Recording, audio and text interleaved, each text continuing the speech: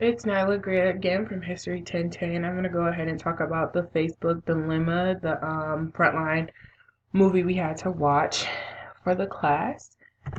So here's part one. So behind just a little bit behind the scenes of Facebook. So Mark Zuckerberg is the creator. He created it in February 2004 at Harvard University. It started off with 20 employees and also as a college directory. It ended up evolving into a social media site by adding status updates, photos, groups, and apps. Basically, Mark Zuckerberg created Facebook because he wanted to change the world and connect it at the same time. And a big motto of theirs was move fast and break things. So what is the mission? The mission is to give people the power to share in order to make the world open and connected. He really focused on worldwide expansion of the world. These were just one of his many sayings that he had. Fortune favors the bold. The growth team, I put this in here because I felt like this was a very impactful quote by Naomi Glaze, who was senior director of growth.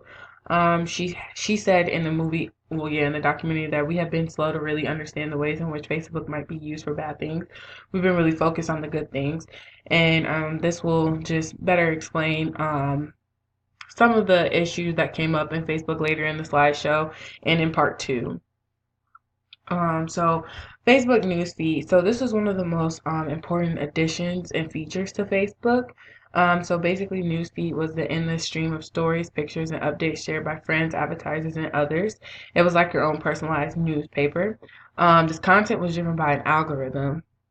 Mark Zuckerberg actually said in the documentary, stories are ranked in terms of what's going to be the most important. And another person called it the secret sauce to why Facebook is so successful. So, social algorithm. So, basically, the like button in 2019 allowed news feeds to collect vast amounts of users' personal data that would prove invaluable to their individual Facebook. So, basically, the more you like things, the more they would show up for you. And there was just like an algorithm behind it that sort of made your timeline or your newsfeed what it was. So the like button acted, or Soleo, I think that's his name, Cuervo, said the like button acted as a social lubricant.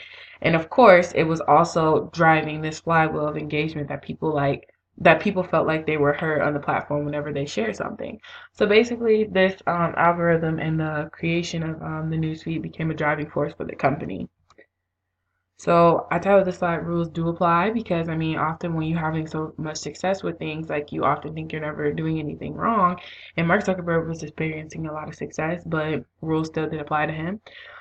So laws protected Facebook from getting into trouble if someone decided to post something inappropriate on the site. Tim Sparrowman Panny, I don't sorry. He said, we said if you're going to incite violence, that's clearly out of bounds. We're going to kick you off immediately. So basically, Facebook then had to produce rules, and the rules are basically like you have to have basic decency, no nudity, and no violent or hateful speech on the site. If these rules were not followed, the account was then deactivated. Um, so after this took place, online activists began to start using Facebook. Malay Genome, I guess, created a Facebook group to protest abuses by the regime of Hosni Mubarak. I suck at pronouncing things. I'm so sorry.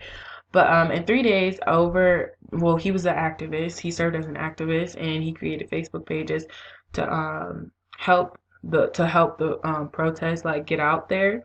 And in 3 days, over 100,000 people joined his page. With the help of Facebook, he took only 28 days. It took only 28 days to the fall of the regime. And this was a quote he said that I found interesting in the movie. He said, and I just posted an event calling for a revolution in 10 days.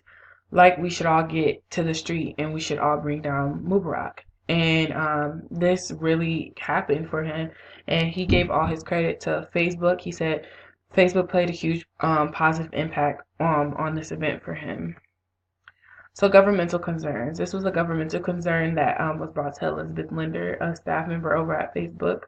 Many country representatives were expressing to me a huge concern about the ability of rumors to spread on Facebook, and um, and she was just saying, what can she do about that? Like, it wasn't like it was. I mean, as long as it followed the rules, technically they really couldn't deleted. So then we dealt with privacy issues. Facebook had been sharing users' personal data with so-called third-party developers. These were companies that built games and apps for the platform. The FTC felt that they should not share information with the third parties, and David Valdek actually said they had, in my view, no real control over the third-party app developers that had access to the site. They could have been anyone. There was no due diligence. Anyone essentially who could develop a third-party app could get access to the site and basically to their information. So Facebook then had to create consent orders. So then we move on to part 2. So Facebook in the 2016 presidential election. So in 2016 presidential debate used Facebook gathering spaces for political conversation to answer questions and just to debate about certain topics. President Trump administration actively used Facebook for campaign purposes. Brad Parscale, who was the digital director and still is for Trump's administration, used Facebook to advocate for Trump. In his interview, he talked about finding the right times and people to target to get his messages across. He said, "Once I recognized what I recognized was the simple process of marketing. I needed to find the right people in the right places and show them the right message. Micro-targeting allows you to do is say, well, these are the people most likely to show up to vote, and these are the right audiences we need to show up." The numbers were showing in the consumer side that people were spending more and more hours of their day consuming Facebook content. And this I kind of tie back to our Great Decisions article that we just did, because obviously, like they said in the book, that if you post something at the right time and the right platform, the consumers will do all the work that for you. And that's why they said social media was a very cost-effective way to get information across. So fake news. Craig Silverman was the first reporter to make claims about Facebook releasing fake news. Information was traced back to unusual places. People made $200K off of releasing fake news about the election. Craig Silverman discussed the fake news and said, "We saw Macedonians publishing Hillary Clinton being indicted, the Pope endorsing Trump, Hillary Clinton selling weapons to ISIS, getting close to or above 1 million shares, likes, and comments." Facebook had been polluted with fake information, and it was kind of getting hard for them to filter out what was fake and what was real. Facebook was promoting fake news into its trending category as well. There was criticism saying Donald Trump was elected due to Facebook. So hyperpartisan Facebook pages. Partisan basically is a strong supporter of a party, cause, or person. Craig Silverman said these were Facebook pages that kind of lived and died by really getting up that partisanship. We're right, they're wrong, but not even just that. It was also they're terrible people and we're the best. And the Facebook pages were getting tremendous engagement. So the development of these pages created the real information to get far less shares and views. The backlash on Facebook influencing the presidential election. So in an interview, Mark Zuckerberg denied having anything to do with influencing the election. He denied there being an extreme amount of fake news on Facebook. Kara Swisher, executive editor, hated the response Zuckerberg gave to this question.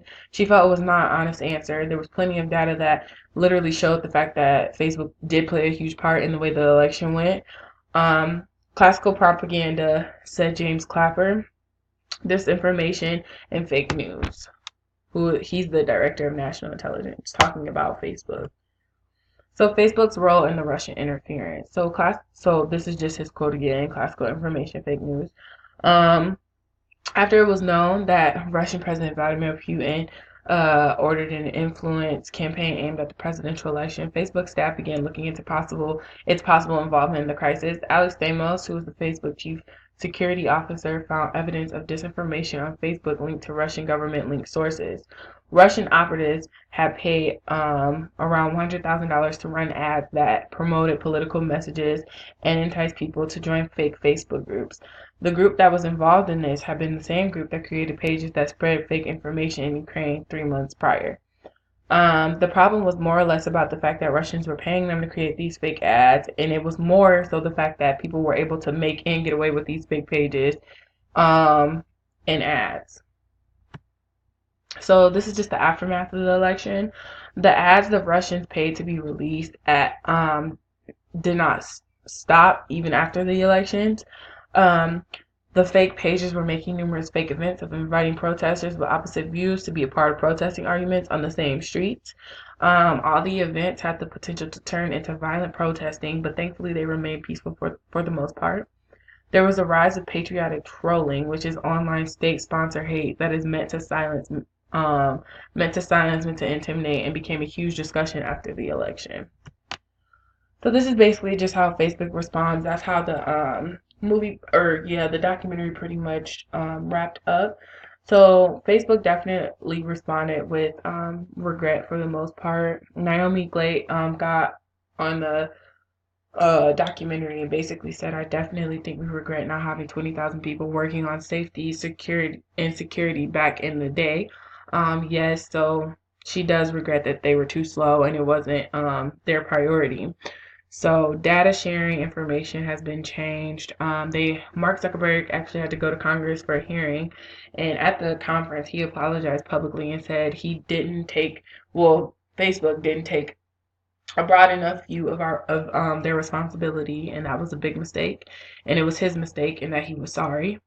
And they also are discovering more ways to eliminate bad experience within Facebook every single day. And that is all I have.